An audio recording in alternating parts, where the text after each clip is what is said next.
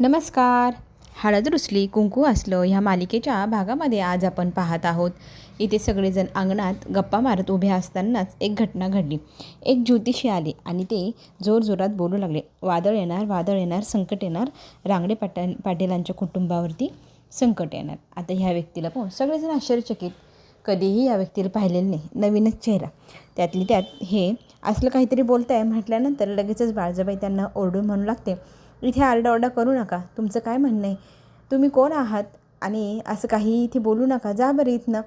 तर इथे ना आपण पाहतोय काही लोक पैशासाठी येतात ना, तसंच इथे आपल्या मैनावतीचं पण म्हणणं असतं की पैशासाठी इथे आला असशील तर लगेच निघ बाबा बाहेर, काही भाकीत वगैरे आम्हाला ऐकायचं नाही. तर आता इथे त्यांच्या खानदानी जो ज्योतिषी आहे त्यांचे नावाचे उदाहरण देऊन मी त्यांचा शिष्य आहे आणि मी तुम्हाला इथे भविष्यवाणी सांगायला आलेलो आहे असं म्हणत तो आता पुढे बोलू लागतो. बाळजाबाई म्हणते, आम्हाला तुमच्यावर अजिबातच विश्वास नाही, पण इथे आपल्या खानदानी ज्योतिषांचं नाव ऐकले, ज्यांच्याकडे तुमच्या पिढ्यानपिढ्या प्रत्येकाची कुंडली आहे, अगदी सुरुवातीपासून आजपर्यंत. मग इथे भविष्यवाणी काय आहे असं म्हटल्यानंतर ही जी तुमची सून आहे ती घराचा सर्वनाश करणार आहे असं भविष्यवाणी इथे गुरुजी सांगू लागतात. तर बाळजाबाई म्हणते, असं तर शक्यच होणार नाही, तुम्ही खोटारडे आहात, निघा इथून.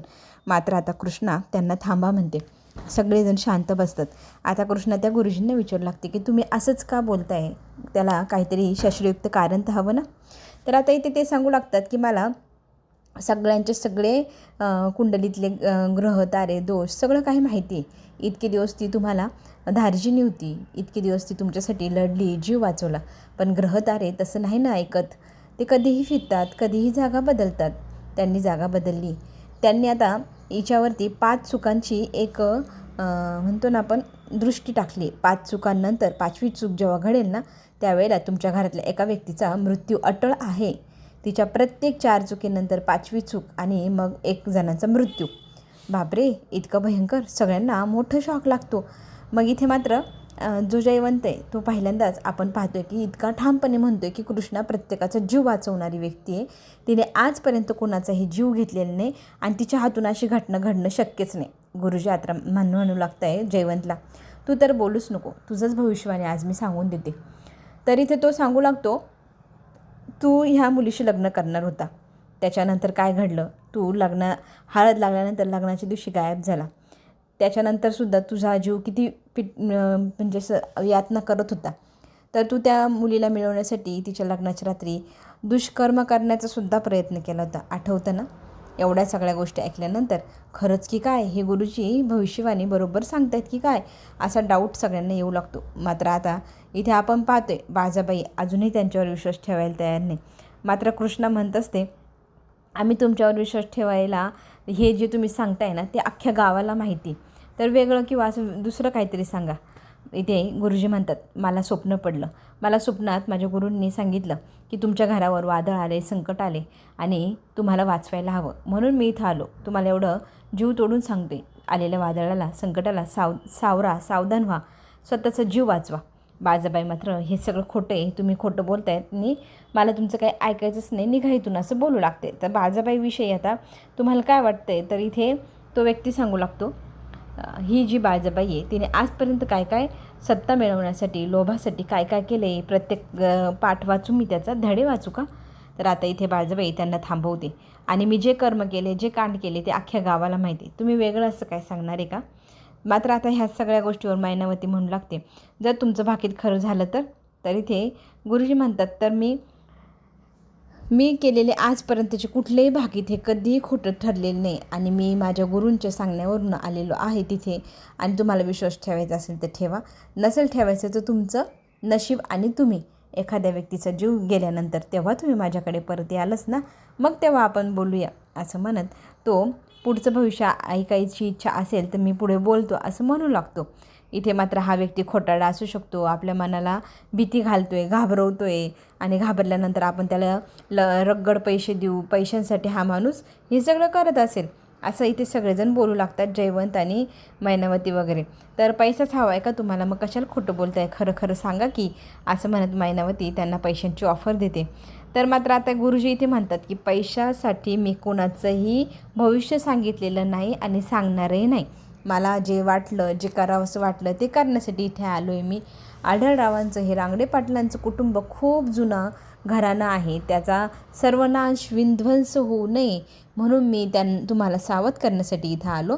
आणि तुम्ही मला पैशासाठी लालची असं म्हणताय. 1 रुपयाही दक्षिणा मी तुमच्याकडनं घेणार नाही. फक्त माझं कर्तव्य होतं तुम्हाला सावधान करणं. त्या कर्तव्याची पूर्ती करण्यासाठी मी इथे आलो आहे. तुम्हाला माझं म्हणणं पटल नाही पटल ती तुमची इच्छा, पण मी मात्र बाकीच सांगायचं काम केले. उपाय पण तुम्हाला पाहिजे असेल तर तोही सांगायला तयार आहे. मात्र आता इथे कुठला उपाय हे कृष्णा जीव तोडून विचारत असते. आणि त्या व्यक्तीला विचारता तो व्यक्ती मग सांगू लागतो की उपाय कठीण आहे, महाकठीण असं व्रत आहे, ते तुझ्याकडनं होणार आहे का? तर आता बाजाबाई म्हणू लागलेली आहे की मला तरी ह्या सगळ्या गोष्टींवर विश्वास नाही आहे आणि जे तुम्ही सांगताय तेही मला पटेन असं झाले. पण तुम्ही ज्या गुरुजींचं नाव सांगताय ते आपल्या घराण्याचे खूप जुने गुरुजी आहे आणि त्यांनी आजपर्यंत केलेले कुठल्याही भाकीत चुकलेलं नाही आहे, म्हणून मी तुमच्यावर विश्वास ठेवते असं म्हणत बाळजाबाई पुढे बोलू लागतात. सगळेजण आता घाबरलेले असतात. जर यांनी केलेलं भाकीत खरं होणार असेल, मग आता ही कोणती चूक करेल आणि कोणत्या चुकीला कुणाचा जीव जाईल. इथे मात्र आता मी भविष्यवाणी सांगणार नाही, पुढचं तुम्ही समजून घ्या असं म्हणत आता ज्योतिषी माघार घेऊ लागतो. आणि सगळेजण त्यांना विचारू लागतात काय करायला हवं. मात्र आता तिथे दुष्यंत येतो आणि हे असं भाकीत किंवा भविष्यवाणी ही खरी खोटी मला ना विश्वासच नाही याच्यावरती. मी या सगळ्या गोष्टींवर विश्वास ठेवत नाही. मी आजच्या दिवसावर, आजच्या कर्मावर आणि आज केलेले कामांवरच विश्वास ठेवतो. आणि एखादी व्यक्ती चांगली असेल तर चांगलंच घडेल आणि वाईट असेल तर वाईट घडेलच. आणि मृत्यू हा अटळ आहे, कधीही कुणाला येऊ शकतो. त्यामुळे तुम्ही सांगतायत की 5व्या चुकीला मृत्यू ह्या मुलीमुळे येईल, ह्या घराचा विध्वंस होईल, ह्या गोष्टीवरच विश्वास नाही. कारण कृष्णा ही एक अशी व्यक्ती आहे जी लोकांचा जीव वाचवते, जीवदान देते. आणि आजपर्यंत आपण पाहिले की तिने सगळ्यांचा जीव वाचवला आहे. तर ती हे सगळं तिच्या हातून चूक घडणं आणि एखाद्याचं जीव जाणं हे मान्यच करायला आता कोणीही तयार नाही. आणि दुष्यंत मात्र तिथे वाद घालत असतो की असं शक्यच नाही, होणारच नाही आणि तुम्ही जे बोलताय त्याच्यावर आम्हाला कुणालाही विश्वास नाही. तुम्ही आत्ताच्या आत्ता इथून निघून जा अशा स्पष्ट शब्दामध्ये अपमानित इथे ज्योतिषीला आपला दुष्यंत करू लागतो. आणि ज्योतिषी मग म्हणू लागतात की माझा घोर अपमान झाला आहे, पण मी केलेलं भविष्यवाणी ही खोटी नाही, ती खरी होणार. 1 महिन्याच्या आत तुमच्या घरात एका व्यक्तीचा मृत्यू झालेला असेल असं म्हणून तो व्यक्ती निघून जातो. दुष्यंत मात्र हसू लागतो. 1 महिन्यात कोण मरणार आहे हे कोणाला माहिती? अरे 1 मिनिटाचा कोणाला भरोसा नाही. तुम्ही ह्या अशा लोकांवर विश्वास ठेवू नका. सगळ्यांनी डोक्यातनं हे भ्रम जो आहे ना तो काढून टाका, चला घरात असं म्हणत तो सगळ्यांना घरात घेऊन जातो. मात्र आता मैनावती फारच चिंतेत आहे बरं का. तिला अगदी उचकी लागावी ना तेवढी उचकी लागली आणि ती घाबरल्या भ्याने फडफड बोलते आणि तिला बोलता बोलता दमछाटही होते. तर जयवंत म्हणतो भविष्यवाणी तर दूरच राहिली, 1 महिन्याने मृत्यू होईल, पण घाबरून ना मला तरी वाटते मम्मी तुझं आत्ता ह्या क्षणालाच जीव जाईल. अरे अशी कोणी भविष्यवाणी केली तर घाबरायचं नसतं. माणूस ना मरणाने नाही मरत, माणूस घाबरल्याने मरतो. आणि ही जी चिंता आहे ना, चिता समान असते. तर इथे मैनावती म्हणू लागते बघा ना मला या घरात आता भीती वाटते. आपल्या तिघांचाच नंबर लागला 1 महिन्याला 5 चुकांना. तर आता इथे पुन्हा एकदा जयवंत समजावून सांगतो की असं शक्यच नाही. कृष्णा ही इतकी चांगली मनाने बाई आहे, ती कधीच कुणाचा वाईट करू शकत नाही. तिच्यामुळे काहीही कुणाचा मृत्यू होणं शक्यच नाही. मात्र मैनावती दलपत म्हणत असतात की त्या गुरुजींनी काय सांगितलं, तिचे ग्रह तारे आजपर्यंत जरी चांगलं कर्म केलं आहे पण पुढे सांगता नाही येत काय होईल. मग तिच्या ह्या ग्रहताऱ्यावर जर विश्वास ठेवला आणि असं जर घटना घडली तर. आता इथे तिघंही घाबरलेले, पण मात्र दलपत पण म्हणतो की आपण असं घाबरून असं काही करायला नको. आपण काहीतरी पर्याय काढून दुसऱ्या ज्योतिषींशी बोलून काहीतरी करायला हवं. आपण ह्या विषयावरती सगळ्यांशी बोलू, आपल्या दादाशी पण बोलू. तर आपण इकडे हेही पाहतो आहे की आपली जी कृष्ण आहे ना खोलीमध्ये इकडनं इकडे तिकडे अशा 1000 पावलांच्या शतपावल्या करते. तर आता इथे आपलं दुष्यंत फारच खट्याळ आहे बरं का. तो ना हसत म्हणतो कृष्णा बा 100 पावली झाल्या तुझी कॅलरी बर्न ज्या होत्या त्या झालेल्या आहे. तर आता तिथे ना कृष्ण म्हणते काय बोलताय तुम्ही, मी इतकी टेन्शनमध्ये आणि तुम्ही मला काय सांगताय. तर तो तिला समजू लागतो, अगं तू चांगल्या मनाची, तुझ्या हातून आजपर्यंत चूक झाली नाही आणि होणारही नाही. जर तुझ्या हातून चूक झालीच नाही तर एखाद्याचा मृत्यू होईलच कसा. निश्चिंत राहा बरं तू असं म्हणत तो तिला समजूत घालू लागतो. कृष्णा मात्र घाबरलेली आहे, तिची वाढणारी भीती आणि तिची एवढी दमछाट झालेली पाहून दुष्यंत तिला समजवत असतो की हे असे ज्योतिषी गुरुजी हे जे कोणी काही सांगतात ते कधीच खरं होत नाही, तू तुझं मन शांत ठेव. योगायोगाने त्याच वेळेला त्याला महत्त्वाचा कॉल येतो आणि मग तो तिला म्हणतो की कामाचं जरा बोलायचं आहे, मी थोड्या वेळात परत येतो, मात्र तू त्याच गोष्टीवर सतत विचार करत एकच गोष्ट बार बार बोलू नको आणि स्वतःचं मन विचलित करून घेऊ नको, डोकं शांत ठेव. इथे देवाचं देवी आईचं नामस्मरण आपली कृष्णा करू लागते. देवी आईला म्हणते की माझ्या घरावर माझ्यामुळे कुठलंही संकट येऊ देऊ नको. येणार संकट येणार असं जे भाकीत करणारे गुरुजी आहे ना, ते आता एका निर्जनी ठिकाणी गेलेले आणि त्या घरात जाऊन ते आता त्या व्यक्तींना म्हणू लागले की मी तुमचं काम करून आलो. आणि त्या व्यक्ती दुसऱ्या तिसऱ्या कोणी नसून ही पूजा आणि समर आहे. पूजा आणि समरनेच त्या व्यक्तीला रगड पैसे दिले होते. जर काम चोख केलं तर आणखी वाढीव किंमत देईल, तर ती वाढीव किंमत घेण्यासाठी तो म्हातारा त्या दोघांना भेटायला आला आहे आणि तो पैसे मोजू लागतो. तर समर म्हणतो पैसे कमी नाही देणार, ठरलेल्या रकमेत मी एकही रुपया कमी जास्त केलेला नाही, तुम्हाला तुमची किंमत मिळाली ना. आणि इथे ते गुरुजी म्हणू लागतात की तुम्हाला माझं काम आवडलं की नाही. आजपर्यंत खूप नाटकं खूप काय पैसे घेऊन केले आणि आजचं जरा वेगळं होतं. दरवेळेला मी स्टेजवर हे सगळं करायचो किंवा एखाद्या ठिकाणी सिरियलच्या शूटिंगच्या वेळेला करायचो. आज पहिल्यांदा खऱ्या आयुष्यात अशी वेळ आली मला, मी ही जी ॲक्टिंग केली, पण तुम्हाला माझी ॲक्टिंग आवडली की नाही. समर म्हणतात की हो खूपच सुंदर, तुमच्या ह्या सगळ्या बोलण्याला सगळेजण घाबरलेले दिसत आहे. आणि त्या माणसाचं म्हणणं असतं की कधीही आयुष्यात पुन्हा कधी वेळ आली माझी मदत लागली तर मला सांगा, मी नक्की तुमच्या मदतीला येईल, कारण तुम्ही मला नेहमीपेक्षा जास्त पैसे दिले, मला पैशांची खूप गरज आहे आणि मी ॲक्टिंग जे करतो ते पैसे कमवण्यासाठी पोट भरण्यासाठी करतो. पूजा मात्र म्हणते कधीही गरज लागू शकते, पण तुम्ही ह्या गावात पुन्हा फिरकायचं नाही, कुणाच्या दृष्टीस पडता कामा नये की तुम्ही इथे आलेले होते.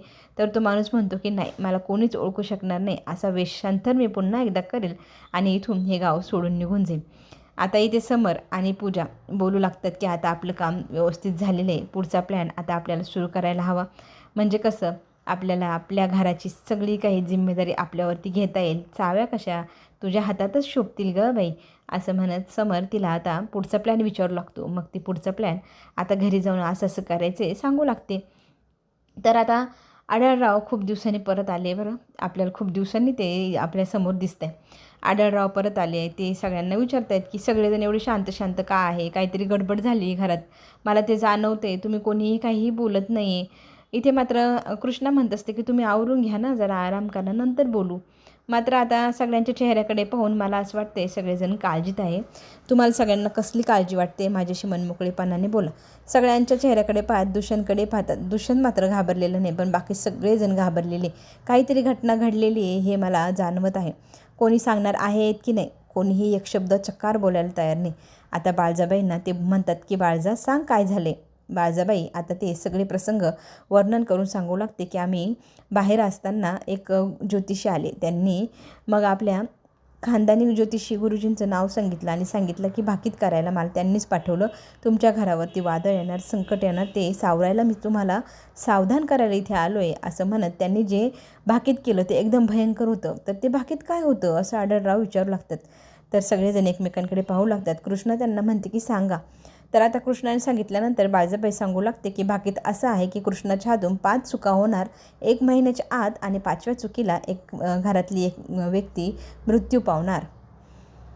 मात्र दुष्यंत हसतो आणि म्हणतो की कोणीही येतं, काहीही बोलतं आणि हे सगळे अंधश्रद्धाळू लोक त्या व्यक्तीवर विश्वास ठेवतात. असं कसं शक्य आहे का? कोणाच्या 5 चुकींमुळे जर कोणाचा मृत्यू होणार असतं तर असं कितीतरी लोक मरून गेले असते आणि कृष्णाच्या हातून चूक होणं शक्यच नाही. ह्या जन्मात तरी नाही. मला त्या ज्योतिषीवर अजिबात विश्वास नाही. आढळराव मात्र विचारात पडले. काय करावा? त्यांच्या मनाचा जो काही अंदाजसुद्धा कोणाला लागत नाही की ते काय विचार करत असतील. आणि सगळेजण आता त्यांच्याकडे बघत असतात आणि मैनावती मात्र म्हणत असते जर खरंच त्या कृष्णामुळे कोणी जर मेलं तर मला फार भीती वाटते आणि सगळ्यात पहिला नंबर माझंच लागलं तर मग असं करत पुढे काय करायचं, पर्याय काय आहे असं ती बोलू लागते. तिच्या त्या सगळ्या भाबड्या बोलण्याला सगळेजण पाहत असतात आणि एखादी व्यक्ती घाबरू शकते. मृत्यूचं जे सावट असतं ते फारच भयंकर असतं. मृत्यूची भीती जास्त आहे, माणसाला मारते, मृत्यू नाही मारत. तर आपण पुढील भागामध्ये हे सगळं पाहतोय. कृष्णा तिच्या बाबांना आढळरावांना सांगते की आता हे जे भाकीत केले हे सगळे, तर याच्यावर आपण काय करायचं मला सुचतच नाही. आणि इथे मात्र ह्या सगळ्यांचं बोलणं जेव्हा चालू असतं ना, त्यावेळेला समर आणि पूजा घरात एंट्री करते आणि तिच्या कानावर ते शब्द पडतात. आता तिचा जो कांगाव आहे ना तो पाहण्यासारखा आहे बरं का. तर ती जोरजोरात म्हणू लागते, काय असं होणार? 5व्या चुकीनंतर एक व्यक्ती म्हणणार, मला ही पांढऱ्या पायाची अवदसा आपल्या घरातच नको आहे. हिच्यामुळे आमचा कोणाचा मृत्यू झाला, या घरावर संकट आलं तर मला माझं कुटुंब सुरक्षित हवं, माझं घर सुरक्षित हवं. आत्ताच्या आत्ता ह्या पांढऱ्या पायाच्या अवलक्षण्या बाईला इथून हाक लावून द्या, असं म्हणत घराबाहेर काढण्याची पूजाची जी काही प्रयत्न चालले आहे ना कृष्णाला, ते आता आपला दुष्यंत पूर्ण होऊन देईल का? दुष्यंतने मात्र आता खूपच रागीटपणे तिला पाहिलं आहे. आढळराव ह्या सगळ्या गोष्टीवरती विचार करताय. ते कुणाच्या बाजूने काय निर्णय घेतील हे पण आपल्याला पाहायलाच पुढे लागणारच आहे. चला तर मग पुढे जी गोष्ट आता जी ट्विस्ट येणार ती खरंच खूपच धुमधडाकेदार आहे. आपण पुन्हा भेटूयात. आत्ता घेऊ छोटीशी विश्रांती. चॅनलला नक्की लाईक करायचं, सबस्क्राईब करायला विसरायचं नाही आणि प्लीज कमेंटमध्ये सांगत जा कशी वाटली आजची सिरियल. धन्यवाद.